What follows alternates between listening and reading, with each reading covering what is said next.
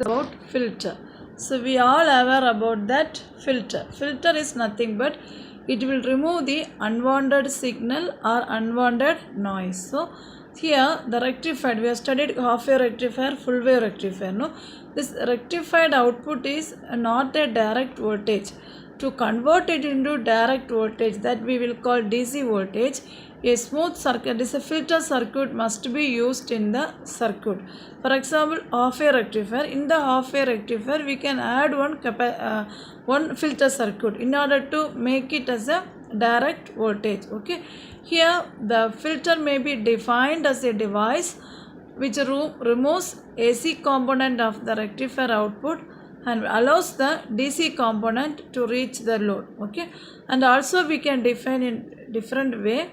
It is a circuit which converts pulsating output of the rectifier into a steady DC level. Okay, now we will see the circuit filter block diagram. See, for the components of power supply, we need 4 blocks very particularly. First one is transformer. A transformer is nothing but it can reduce the voltage. There are 2 types of transformer is the step up transformer and step down transformer. So here giving the AC input, according to that, if you use the step down, the voltage will be regulated from maximum to low. Such a way step up, accordingly the transformer will work, so that we are giving the input continuously AC, and that mathematical expression for the input signal is Vm into sin theta. Then this AC signal is given to the rectifier. For example, if it is half wave rectifier, what we'll get? We will get only the output during positive half cycle, and if it is a full wave rectifier, we will get for both cycle we will get the output. Okay, now this rectified, see here it is assumed that it is a full wave rectifier. As already we discussed in full wave rectifier and half wave rectifier, the output of the rectifier we got it here is full wave. Okay, now we are giving a filter. So what this filter will do? See here, this filter will make this output into a direct voltage, that is DC pulsating voltage. So the output of the filter will be obtained in such a way. Okay, so if you draw the line, you will be getting a DC straight line, right? So then we are going to give regulator. Regulator means it will maintain a constant value and you will get the V out. V out will be so that, so whatever the input we have given, if we use the filter, we will get without any disturbance, we will get a DC output. Then we can give it to load. Okay, now we will see half wave rectifier with capacitor filter. Already we were familiar in half wave rectifier. During the positive half cycle, diode will get forward bias. Now we are adding a filter, so that after the load resistor we are using one capacitor. Now this circuit act as a RC filter circuit. Okay, it will act as a RC filter circuit. Now we are giving AC input waveform. The rectifier output after the load resistor is this one. So during the positive quarter cycle, okay, the diode will be forward bias. Therefore the capacitor charges to peak value of input Vm, and practically the capacitor voltage Vc is equal to input voltage Vm minus forward diode voltage. When the input voltage at anode falls below the maximum voltage Vm, the diode will become reverse biased. Therefore the capacitor voltage at the cathode will remain equal to Vm.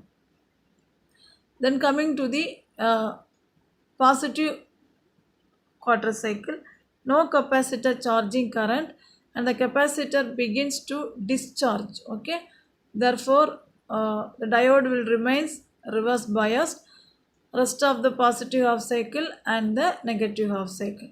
So first part of the positive half cycle, the input voltage Vi becomes greater than the capacitor voltage, that is shown as in the green color line, and when Vi will becomes greater than Vc, the diode will become forward bias again and capacitor will recharges to Vm, and the same cycle will repeats for throughout the input. So these are the output with capacitor filter. So charging, blue color shows that capacitor charges and green color shows that capacitor discharges. Then we'll see about ripple amplitude and capacitance. So ripple amplitude, that means some light changes. You see the blue color dotted line and the red color line, there is the same variations. That is called as ripple amplitude. So that can be measured by using V naught max and the V naught minimum, also V naught average. So using this current pulse variations,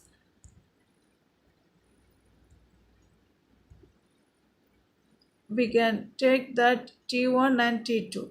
That means totally 360 degree for full cycle. V naught is nothing but minimum output voltage.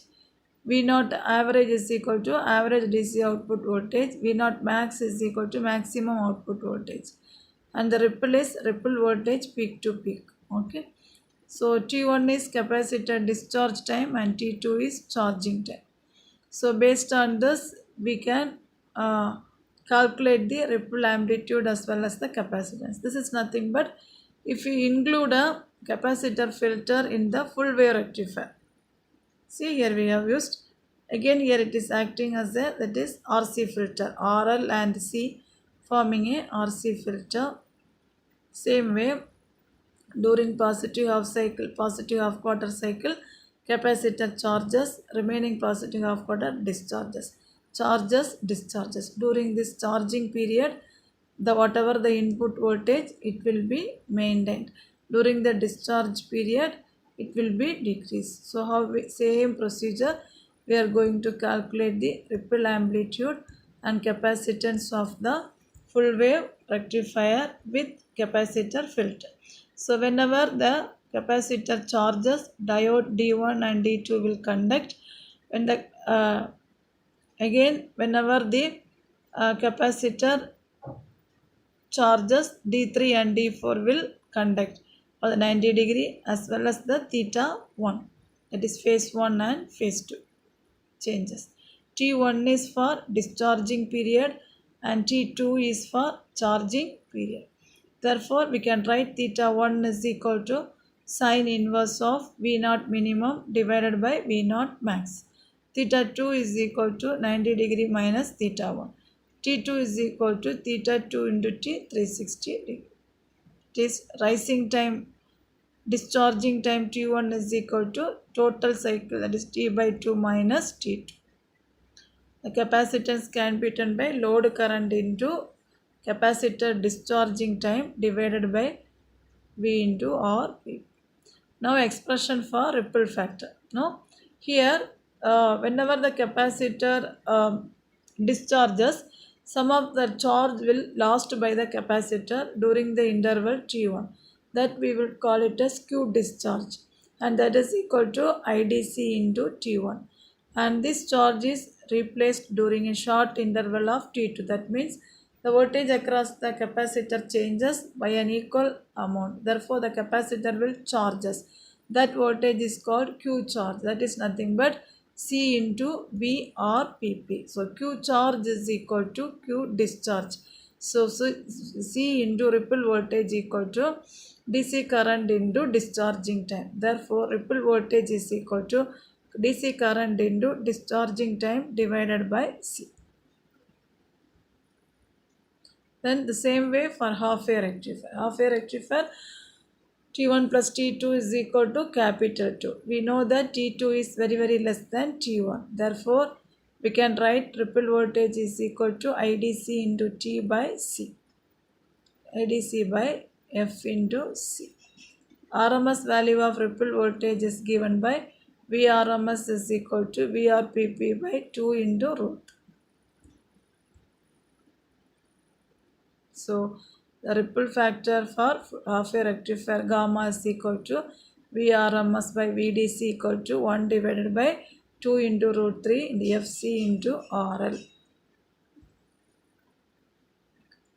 The same way it is for full wave rectifier.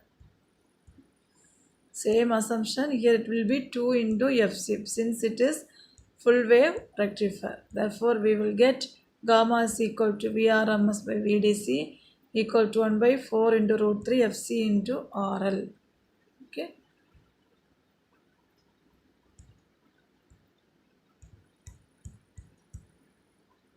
Now VDC value, full wave rectifier with capacitor filter, that is VDC is equal to Vm divided by 1 plus 1 divided by 2 Fc into RL.